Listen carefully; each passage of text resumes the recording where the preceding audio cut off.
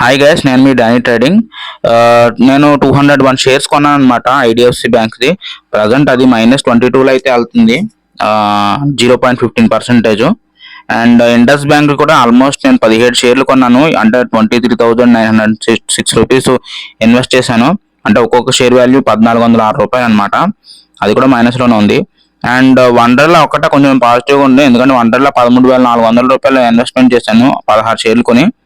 అది 0.2% ప్లస్లో అయితే వెళ్తుంది. అండ్ ప్రాఫిట్ అండ్ లాస్ అన్ని కలుపుకొని నాకు -48లో అయితే రన్ అవుతుంది అనమాట ఈ రోజు పోర్ట్ఫోలియో చూసుకుంటే. అంటే ఇన్వెస్ట్మెంట్ నేను 52,000 పెట్టాను, అండ్ కరెంట్ 52,000 అది సేమ్ ఉంది, కొంచెం -48 కొద్దిగా అటు ఇటుగా ఉందన్నమాట. ఈ రోజు యాక్చువల్లీ ఒక విషయం చెప్పాలి, అండ్ అమెరికన్ మార్కెట్ మొన్న పతనమైందని చెప్పేసి అంటున్నారు. అది ఇండియా మార్కెట్కి ఎఫెక్ట్ వస్తుందా లేదా అనేది ఈ రోజు సోమవారం తేలనుంది. సో అది చూడాలి, మన ఇండియా మార్కెట్ ఏమైనా ఎఫెక్ట్ వస్తుందా లేదా అనేది ఈ రోజు ఏంటనేది తేలిపోతుంది, చూద్దాం మరి.